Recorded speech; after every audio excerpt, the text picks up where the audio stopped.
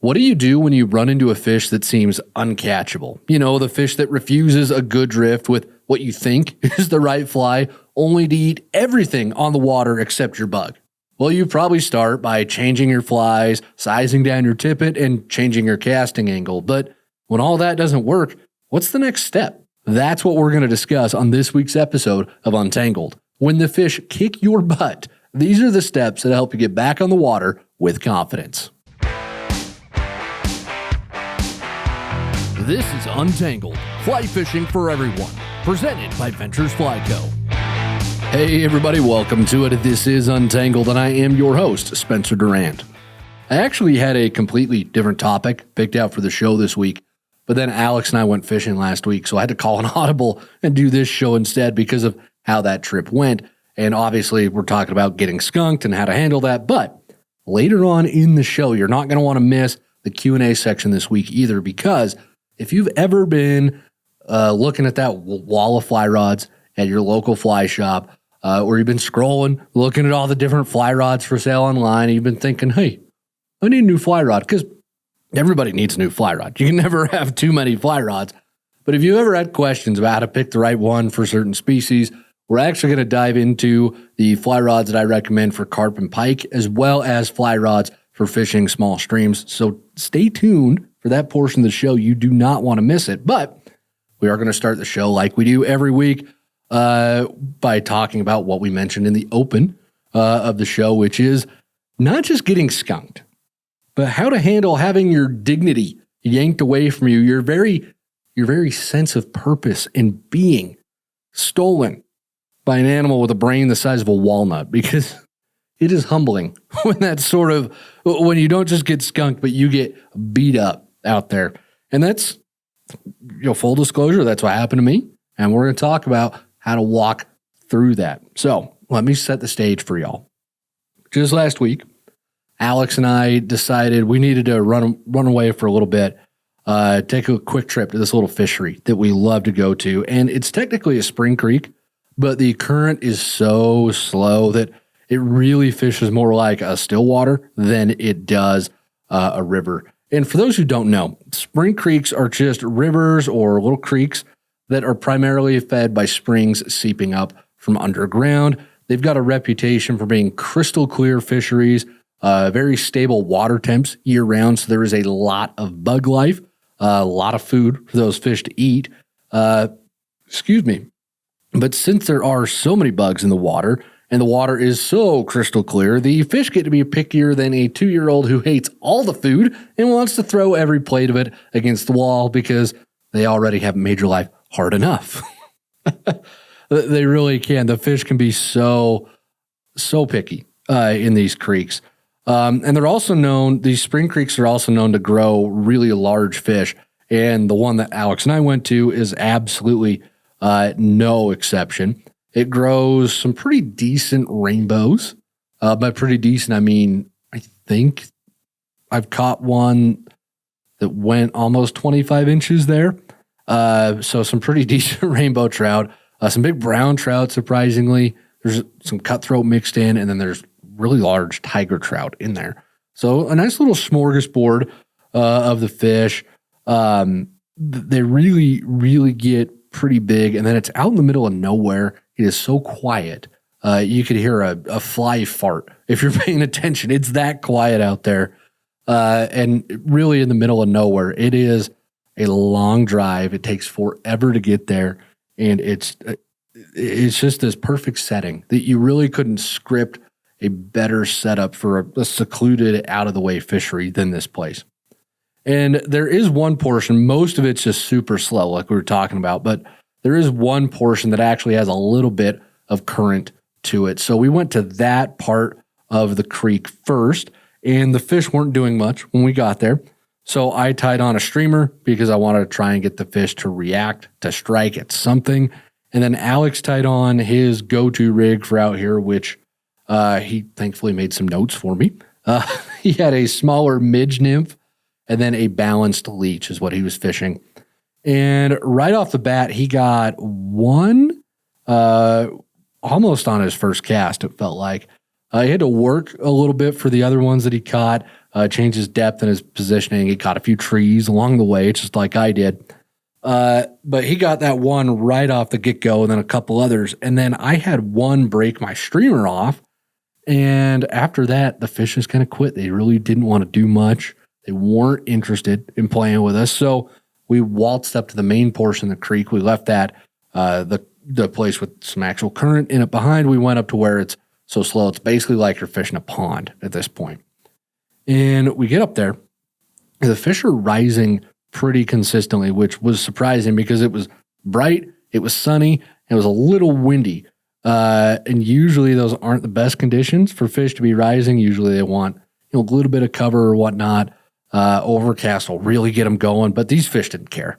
They're like me at a wing buffet, right? They're going to stuff their face no matter what. It doesn't matter if it's 100 degrees outside. They're going for it, okay?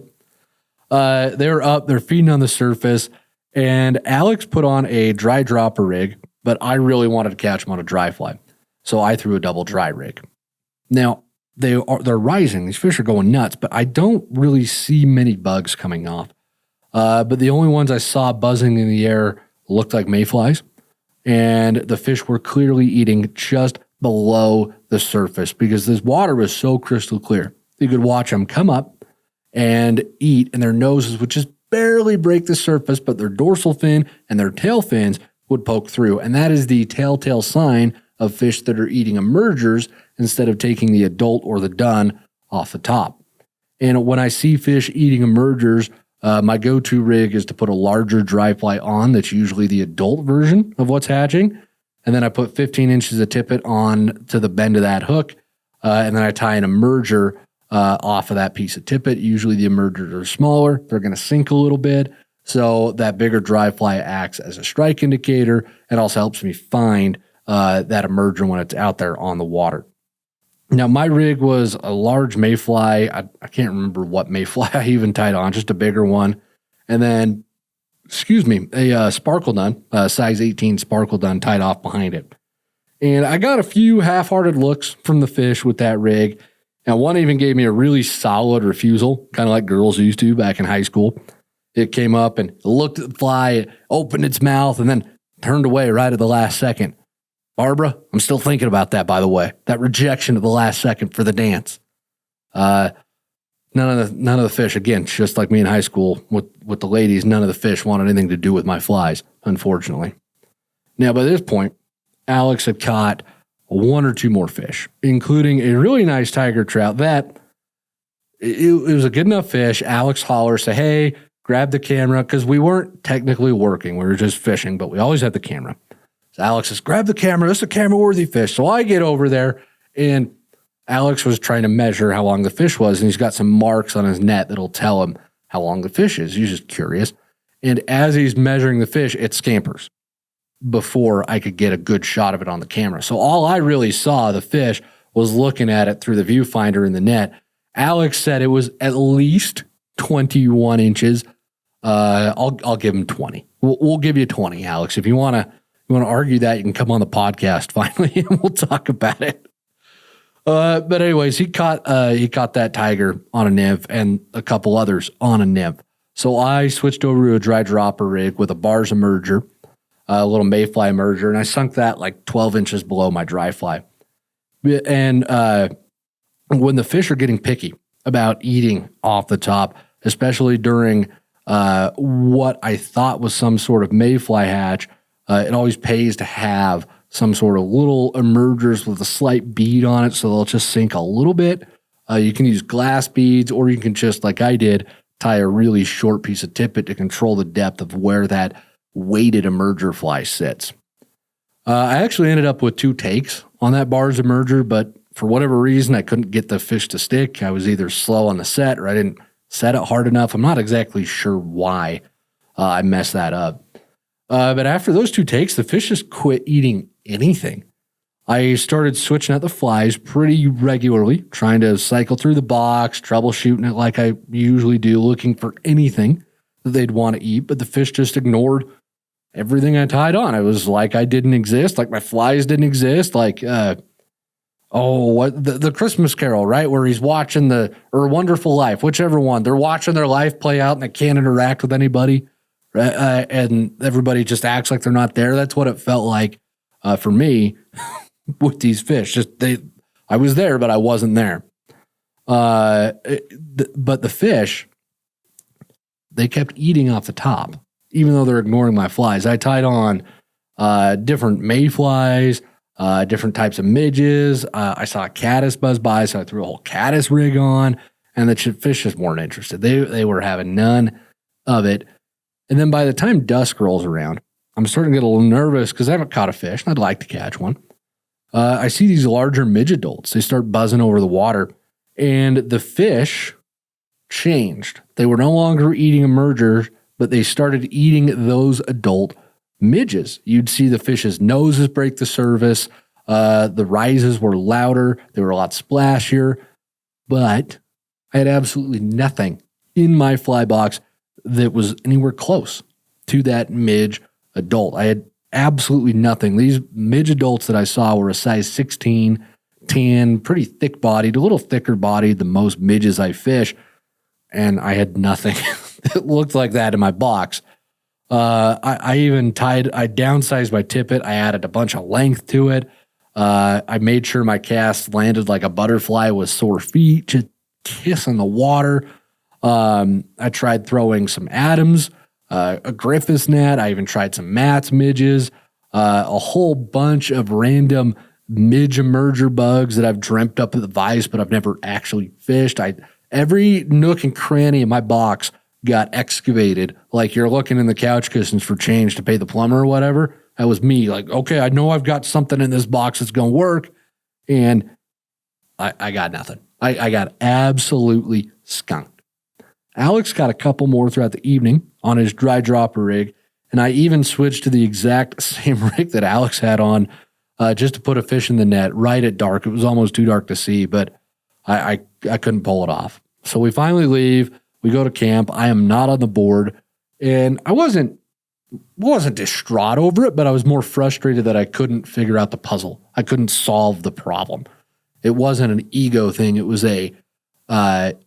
I should be able to do this, right? I've solved other problems before. Why is this one being so infernally impossible to figure out? Well, the next morning we get up and it's a complete repeat of the night before. Rising fish that want absolutely nothing to do with me. I finally broke down and I tied on the standard rig for this area where, again, it fishes just like a pond. So I put on a rig that is very similar to what we fish with on Stillwater. I put a chironomid and then a micro leech underneath a strike indicator. I threw that out there and I got a rainbow to eat, that black micro leech. But once I was on the board, I wasn't completely skunked. I switched back to tossing dry flies because I wanted to figure out that problem. But now I could at least say, hey, I've got a fish. And that is an ego thing because I was like, I'm not leaving without catching a fish. But I got one and then went back to dries and it was just a whole lot of nothing. So over this whole trip, we were there for all of an afternoon and evening and then a morning all the way till about, I don't know when we left, 11 or noon probably. I caught exactly one fish and I got my butt absolutely kicked by a very tough hatch. And that was pretty humbling for someone who loves dry fly fishing as much as I do.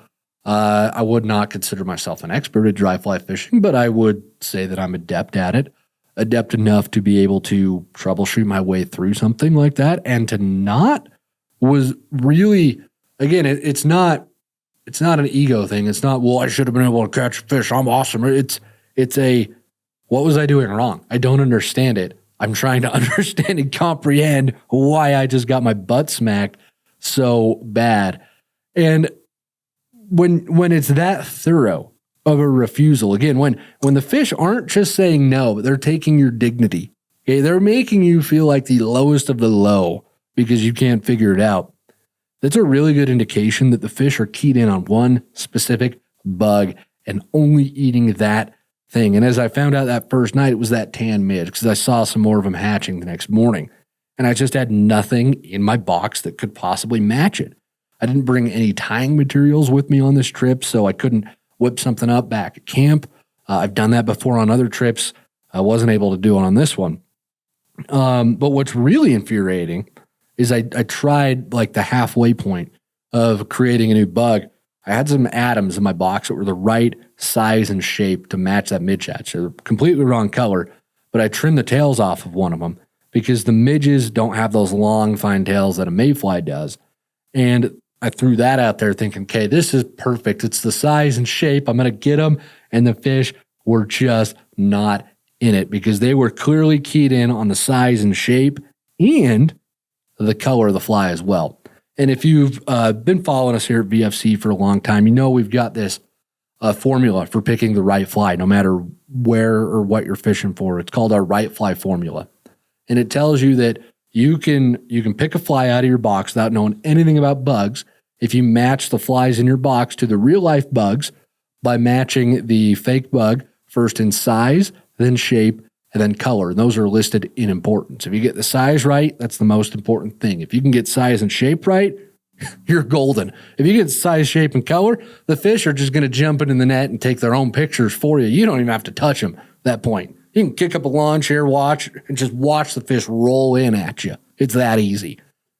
Okay, clearly it's not that easy, but if you can match all three, you're doing great. And size and shape, again, since they're the first two, they matter the most, and color rarely matters. I rarely get into a hatch where the color keeps me from catching fish. Obviously, this was one of them. It did. And if you want to learn any more about the right fly formula, by the way, I'll throw some of our content for that either in the show notes or here on the screen if you're watching the video podcast. But just to recap, this is what I did. These are the steps that I took while I was out on the water to try and avoid the skunk. I changed my tippet size and my leader length to get a more lifelike presentation. I focused on my casting to ensure that I landed the flies as softly as possible. Wanted to make sure I wasn't spooking the fish, that I was alerting them to my presence as little as possible. I changed my flies to match the size and shape of what I saw. I couldn't change the color to match the color, but I matched size and shape. And then I consistently changed flies throughout the whole trip to try and troubleshoot what the fish did and didn't want. And I reckon that when we're getting skunked, we all go through a very similar process to that. You start with what you think the solution is, and then when that doesn't work, you slowly start working your way through everything else you got until you stumble onto what it is, and then you can put two and two together and realize, oh, this is why this worked, and then you learn from it, and then that's how you really level up as an angler, is having those frustrating days, figuring it out, and then understanding the why behind why that worked. But again, you get into these situations sometimes like I did where you've tried everything, but everything doesn't work. Where do you go from there? What do you do? Do you keep asking that girl out to prom, or do you finally just start a club in the woods with your buddies trading Pokemon cards or whatever it is? You know, what do you do? How do you avoid that situation in the future? Well, there's a pretty simple process. This is what I do. And this is what I did after this trip. I'm going to walk through this. This isn't just general, like, oh, I've never been there. This is what I did after this trip. There's three main steps to it. Okay. The first step, you have to do this while you're getting skunked. So as you are out there on the water and you're getting frustrated, you have to remember to do this. Step one, which is watch and wait. This is a critical skill that we talk about all the time here at VFC.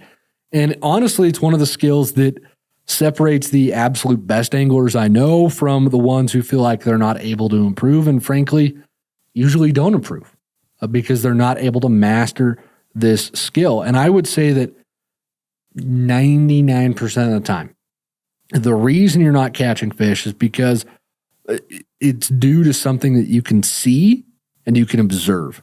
1% of the time, the fish are just going to be fish.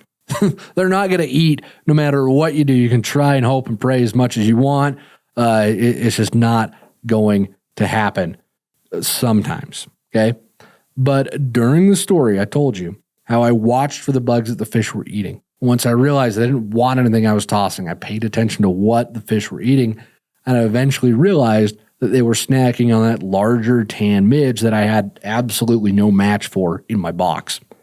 Now, if I'd had something to match that fly, I bet that I would have put at least one in the net on the dry fly. I feel pretty confident in saying I could have done that because I felt really good about my casting, about my presentation, felt really good about all that stuff. It was the fly selection that really tripped me up on this trip.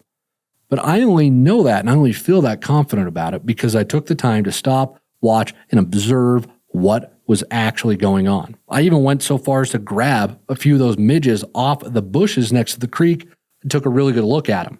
So that's the first step that you've got to do. If you want to not get skunked like this again or put it off as long as possible, you have got to watch, observe, and then form a hypothesis that explains why you think you're not catching fish. You're never going to know for sure until you test it. That's why it's a hypothesis. But if you're getting your butt kicked, take some notes, make some observations, put together a solid idea of why you think that you couldn't catch anything. It might be a bug problem like I had, or you might realize that as you're thinking about it, maybe you didn't get your nymphs deep enough, or maybe your dry fly had drag on it that you couldn't see, or maybe that you just ignored, or maybe the fish were seeing your tippet and they're getting spooked by that. Regardless of what it is, make sure you feel like you have some sort of guess as to why you're not catching anything. Because once you've done that, you can go ahead and move on to step 2, which is research and read. So you're going to do this after you get home, you've decompressed, you're not as frustrated anymore about getting skunked, but you're going to figure it out, dadgummit. Okay? Spend some time researching your hypothesis. What I did as soon as we got into service was I looked up more about midges. I don't know as much about midges as I do about mayflies. And I specifically looked up more about midges in stillwater environments because there's a species of midge in stillwater called a chironomid, and they tend to be a little bit bigger than the midges you find in rivers. And I'm pretty familiar with chironomids. I fish a lot of chironomid patterns, but I wanted to see if there was a species of chironomid I didn't know about, or an emerger stage of the chironomid that I didn't know about. And specifically, I wanted to see if there was a big tan one that I had no clue about. And in my research, what I learned is that tan is one of the less common colors that chironomids will hatch in, but a lot of anglers who regularly fish stillwaters, and write articles and books about this topic, they will have some midges in tan in their boxes all the time.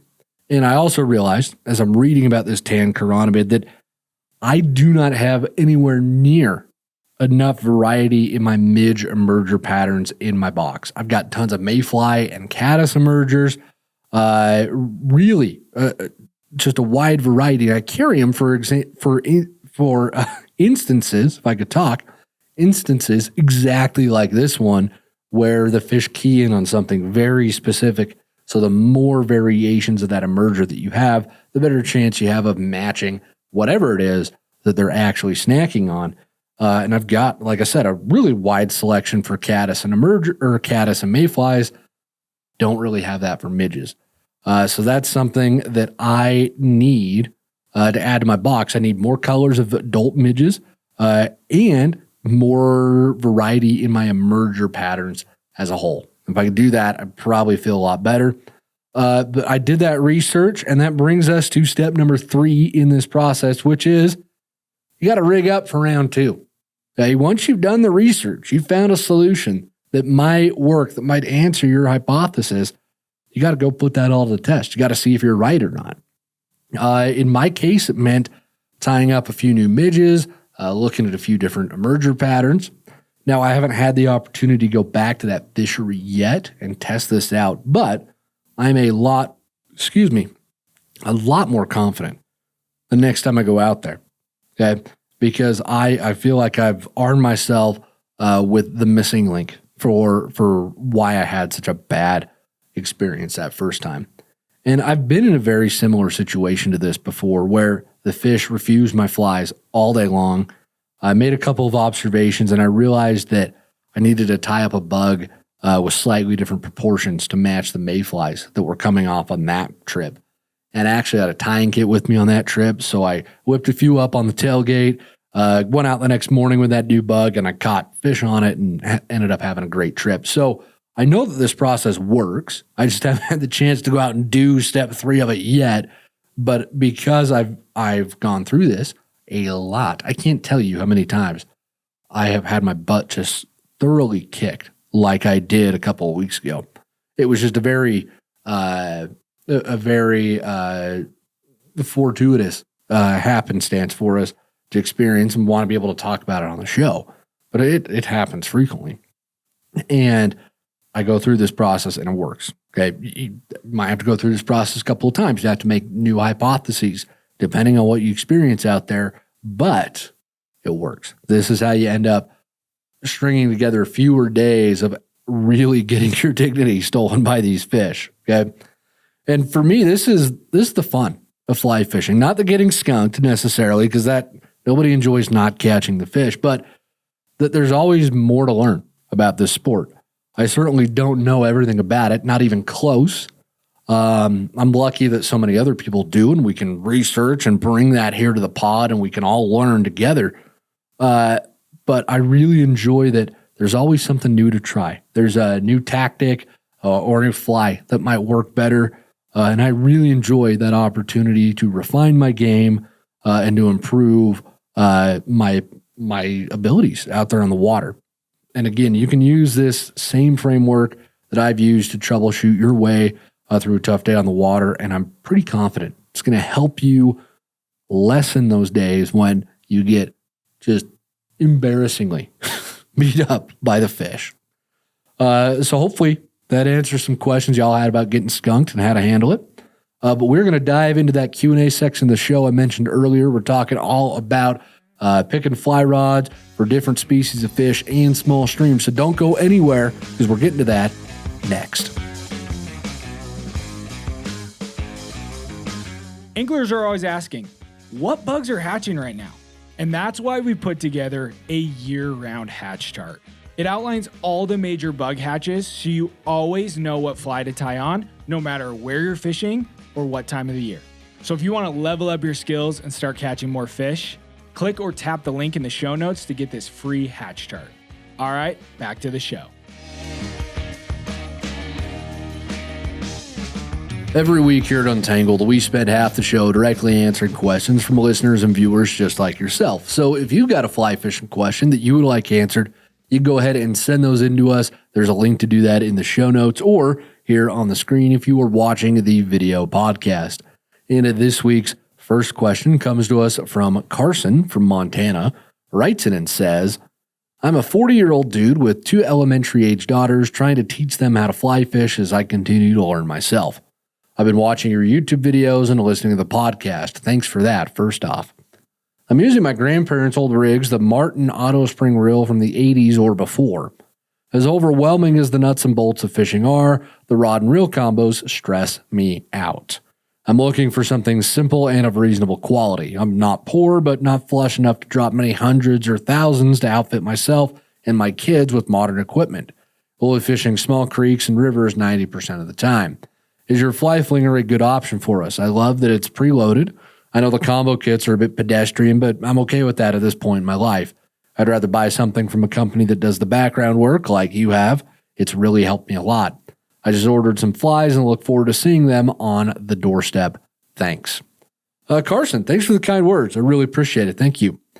I know that this worry about the combo kits out there in the fly fishing world where you buy the rod, the line, the reel, all that together, there's a worry that they suck, for lack of a better word, that they're just not good. And that's a really legitimate fear, honestly, because a lot of them are very cheaply made. Some of the rods in these combo kits, I've used them, and you could club the fish more effectively than you could use these rods to cast fly line with. They are so heavy and unwieldy. Some of them are just awful, and it's no wonder that if you pick that up, you would hate fly fishing because some of them just really are not good. So it's a definite legitimate fear, but I'd also tell you to remember that you can buy a preloaded setup rod, reel, and line from Sage, who makes some of the best fly rods on the planet. You can get it from Orvis with their top-of-the-line rods as well. So not all combo kits are something to shy away from. It all depends on the company that's making it and the amount of effort they've put into putting a good product together for you, okay? So the short answer to your question, fly flinger, small creeks, yes, 100% I would recommend it for small creeks, but it's a 9'5" weight. And one of the things that you hear about a lot in fly fishing media and from fly rod manufacturers themselves is how, well, if you're going to fish small rivers, you need a small, light rod. And you do in some instances, but let's dive into why I would tell you, yes, unequivocally, I would use a 9'5" weight and specifically the fly flinger on small creeks. Okay. I'm lucky to live right next to the mountains now, and I grew up literally on the bench of a mountain. So I've spent a lot of my time fishing small creeks, and my current closest fishing is on a small freestone that's maybe 20 feet at its widest. So I do a lot of creek fishing. I'm very familiar with this kind of fishing. And I overwhelmingly, for this kind of fishing, am using a 9'5" weight rod. I love the reach that I get from that 9-foot rod. I can reach out and high stick through pocket water. I can lift and mend through a riffle, and I can make super short casts very effectively with this length of rod. I can just cast, even just the leader, I can cast off the tip because the rod's long enough. I can just muscle that stuff out there if I really need to. And contrary to popular belief, it's completely fine to use a 9-foot rod on your brush-choked streams or streams with a lot of overhanging branches. I find that it's easier sometimes in those instances because, again, you can just reach and you can almost just drop the flies in the pockets where they need to go. You don't even need to cast. And if you've got a shorter rod, you can't really do that. You've got to get a lot closer. And in these small streams, the closer you get to those fish, you really run the risk of spooking them because they are so spooky in this small water. Now, if the stream is super tight and there's no casting room whatsoever, that is when it makes sense to size down to an 8-foot, or even a 7.5-foot rod in those instances. But for most of it, a 9'5" weight covers me very well. Now, I do lose some of the sensitivity with a 9'5" weight. It's not going to be as delicate with small dry flies as a 4-weight or even a 3-weight will be. Okay, 5 weights are made to do it all. They're not made to be these perfect dry fly machines. So if your small creeks that you're fishing, Carson, if they're just small in width, but they're not very brushy, they're not very overgrown, and you're throwing a lot of dry flies and you're throwing them into fish that can get relatively picky about presentation, like we just heard about, then a 4-weight would probably make a ton of sense in that instance. And I would tell you, yeah, go buy a 4-weight for that type of small stream fishing. But if you're tossing dry dropper rigs through pocket water, or you're casting through riffles or poking your way through pools, it is really hard to beat just how versatile that 9-foot 5-weight can be because you can do a lot with it. And with the size of fish and water that you're likely getting into up there in Montana, 5-weight's a great option to handle the wind that you will definitely run into, the bigger flies like hoppers, and then some of the larger fish that do tend to show up in Montana. So, long story short, yes, the fly flinger is a great option. A 9-foot 5-weight is a fantastic option. Again, when you start to get into really small stuff or you need really delicate dry fly presentations, that's when you size away from that 5-weight and go down to a 4 or maybe even a 3. But I like a 9-foot 5-weight because I can reach out. I can do a lot with it. It's just a very versatile tool. So fly flinger is a great option. I will throw a link to that rod in the show notes or a QR code up here on the screen for anyone who's watching the video podcast and wants to see what all the fuss about this fly flinger is all about. Thanks for the question, Carson. I appreciate it.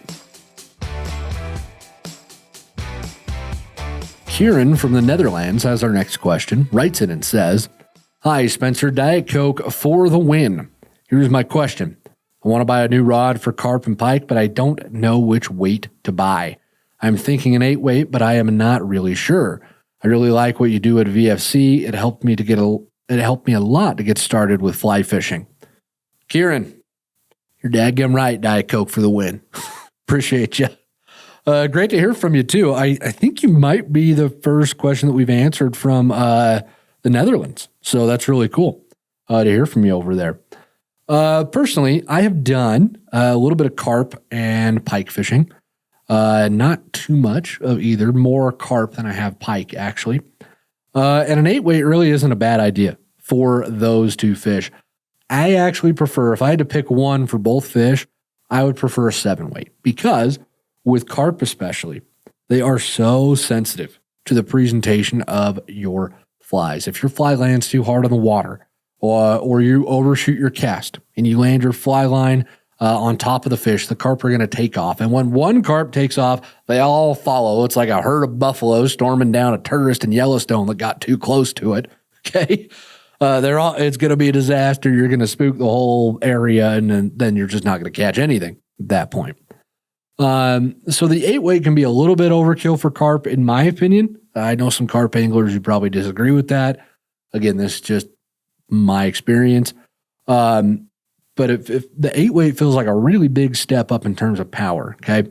8-weights are used for bonefish. They're used for salmon, steelhead, big ocean run fish that've got a lot of oomph behind them. And not that carp don't, but they don't have the same oomph as a salmon or bonefish. That is for certain, okay? So that 8-weight, it's a rod with quite a bit of backbone to it. It can be just a bit much. The 7-weight has a little bit more finesse. So if you're looking for a rod that can pull double duty for both carp and pike, I would go with the 7 instead of the 8-weight. But as far as fishing for pike, I really haven't spent a ton of time chasing them on a fly rod. But you really don't need to worry about delicacy with pike. You just want to get those big garish flies in front of the pike as much as you possibly can to elicit that strike. So anything that'll throw flies large enough for those pike is going to be a good rod. You want a rod that's solid. It's not going to wear your arm out from casting it all day. And most of the pike fishing I've done has been with my 7-weight that I also use for carp. I felt like I had more than enough power for those days of pike fishing, but I'm nowhere near a serious pike angler. So I did a little bit of digging, and a lot of the serious pike anglers, guys who spend all day chasing them, they're running 8-weights for their pike. So I would say 8-weight for the pike, 7-weight for the carp. Sounds like you really kind of need 2 fly rods here, which not the end of the world. So I think you'd be fine with a 7-weight for pike. That's certainly what I would use for carp, though. In fact, I know one guy who fishes carp with his 6-weight all the time, and a couple others that have landed very large carp on their 5-weights even. It wasn't on purpose, but they managed to do it. So again, I think that 7-weight your ideal. It sounds like you might need 2 rods, though. So hopefully, I don't know if that cleared anything up for you, but hopefully it gave you some options, Kieran. I appreciate it. Thanks for sending that question on in. Chad from Colorado has our next question, writes in and says, "Hey, Spencer, I love the podcast and appreciate your efforts to bring fly fishing to the huddled masses. I'm new to fly fishing and have found the podcast and YouTube videos extremely helpful. My question is about emerger pattern flies. Basically, I would love to know if there's an easy way for me to walk into a fly shop and identify those emerger flies and differentiate them from regular dry flies. I listened to your recent podcast in which you discussed that you tend to have more emerger and cripple patterns than standard dries in your box, and I came to the realization that I'm not sure what I have. Thanks in advance and keep up the good work." Chad, really good question, and thank you. Thank you very much for those kind words. Solution here is real simple. Okay, you've got to commit every fly pattern to memory. That's really the only true way to know what you've got. So I hope you're really good at memorization. And with that, we're going to move on to our next question in the show. No, I'm kidding, of course. It is a bit easier than you think. You don't need to memorize everything. But just to make sure we're all on the same page here as Chad, let's talk about the bug life cycle real quick so we know what an emerger is. Okay, your aquatic insects, most of them go through a life cycle where they start out as an egg, Then they hatch from the egg and they spend a little bit of time underwater as either a larva, a pupa, or sometimes both. But that's the stage we represent with the nymph, is that underwater stage. And then once they're ready to become a winged adult, they're ready to fly around above the water, mate, and all that stuff. They rise up to the surface of the water, and that's the stage which we call an emerger. They are emerging from their nymph stage into the adult stage. So they're going through a lot of changes. They're leaving the house. They're telling mom and dad, I don't need your money. I don't need your advice. I'm going to figure this out on my own. And then 3 weeks later, they're, out of money, living in a tent somewhere, really wishing they had thrown their phone away so they could call mom and dad to come get them. And that's the life cycle stage the emergers are in. And then once they emerge, they become an adult, they fly away, they mate, they lay their eggs, and then they die. So that's your bug life cycle real quick. So we're keying in on that emerger stage of their life cycle. So let me address exactly what you asked here. And I'm going to do that by asking you a question. What's the goal of an emerger? Where and how is that emerger supposed to sit in the water? And then you also mentioned cripples in your question. So let's ask those same questions for the cripple. Okay. Emergers and a lot of cripple patterns are designed to sit in the surface film or just below the surface because, again, the nymphs rise up through the water. They come from the bottom up to the surface, and they're going to get stuck in that surface film as they try to wiggle their way out of their nymphal shuck, dry their wings out, and fly away. So your emergers are going to sit there, and then your cripples are the ones that emerge and have something wrong with them, like a broken wing. Usually that's the common thing, but maybe there's just something else wrong with them, and they can't really fly away, and they're an adult, but they're not able to go away. They're crippled for some reason. Okay. So your emergers are not made to float high and dry like a standard dry fly is. Your emergers will almost as a rule not have any hackle on them. If they do have hackle, it's usually trimmed flush with the bottom of the hook shank so that the fly sits nice and low in the water. You'll see a lot of elk or deer hair used on these emerger and cripple patterns because it acts as a wing that keeps the fly a little bit floating a little bit, but it also helps you see that fly, but it doesn't keep the bug floating all that high. It keeps them sinking just nice right there where they should in that surface film.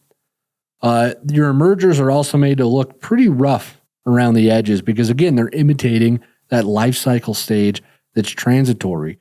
Bugs are shedding their nymphal shucks. They're turning into an adult, so they're not going to look all neat and tidy. Okay, they haven't figured out their personal grooming habits. They don't know whether to grow the beard and the mullet or to just chop it off and look clean cut. They're trying to figure those things out about themselves. So again, those emergers ain't going to look all that nice. Okay. Your regular dry flies will have hackle that's wrapped around the entire shank of the hook because this keeps the fly riding a lot higher in the water. And then your regular dry flies are going to be tied all kind of neat and pretty. They've got nicely trimmed tails, well done hackle. They've got clean wings. They look like they actually cared about their appearance before they left the house.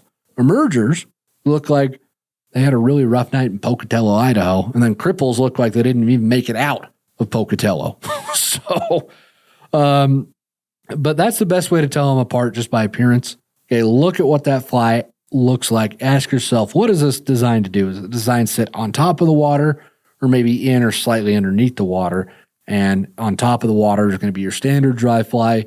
In or slightly underneath is going to be your emerger or your cripple.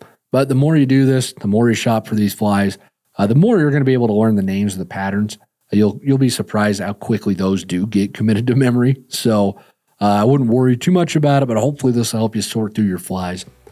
And I really appreciate the question. And with that, we are going to move on to the Live Your Life moment for this week's show.